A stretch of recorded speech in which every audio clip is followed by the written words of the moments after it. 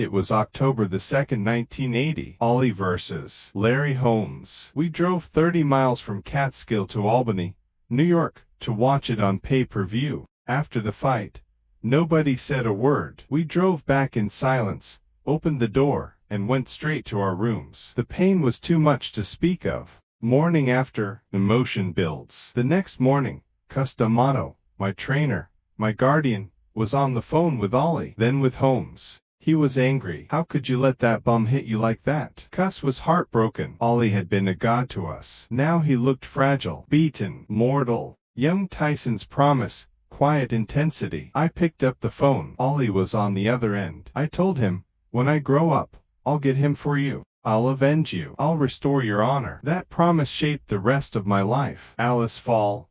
Somber, slow tone. Ollie had survived wars in the ring. Frazier, Foreman, Norton. But time hits harder than any hitter. Parkinson's had begun. His speech slowed. His body gave out. Larry Holmes, once Alice's sparring partner, became his opponent. And on that night, Ollie took the worst beating of his career. Holmes cried after the fight. Even he couldn't stomach what he'd done. Mike Tyson's rise, focused and sharp. I was just a teenager in the Catskills. But that fight lit a fire in me. Cus trained me in the peekaboo style. Head movement, power, pressure. I wasn't tall, but I didn't need to be. I turned every jab into a chance to destroy. I trained for one goal, beat Larry Holmes. Holmes' downfall, building drama. Years passed. Holmes lost to Michael Spinks. Retired angry, broke, and bitter. Then Don King made the call. $3 million. A shot at me. Holmes was 38. I was 21,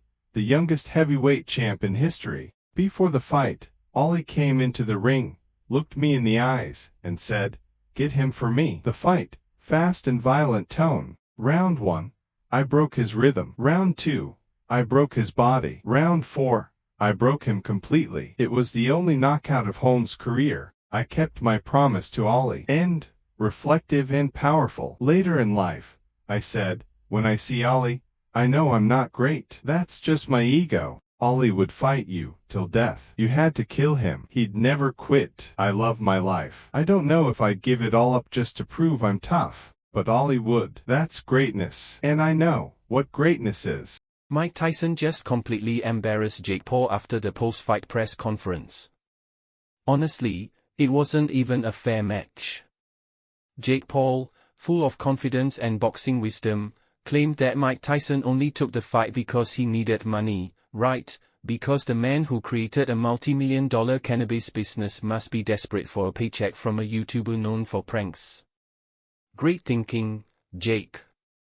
Tyson, being the experienced pro, starts off strong with his usual bob and weave. Jake, of course, plays the underdog who somehow keeps going, like he's the main character in a feel-good sports movie. Then, just when you think it couldn't get more predictable, boom, round 5 hits.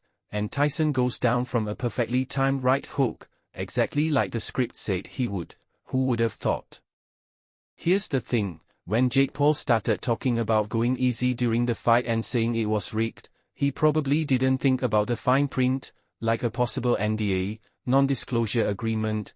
If that contract exists, Jake might have just gotten himself into big legal trouble. Rumors say Tyson's legal team isn't taking this lightly. People are looking into whether Jake's careless comments about the fight being scripted cross a legal line. This isn't just about hurt feelings, it's about protecting a brand Tyson spent decades rebuilding after scandals and financial problems. Jake's careless words could be seen as a serious accusation. Millions watched the fight live, and the stakes are high. A big lawsuit could be a career-ending blow for Jake Paul. Boxing is tough, but court battles hit even harder and last longer.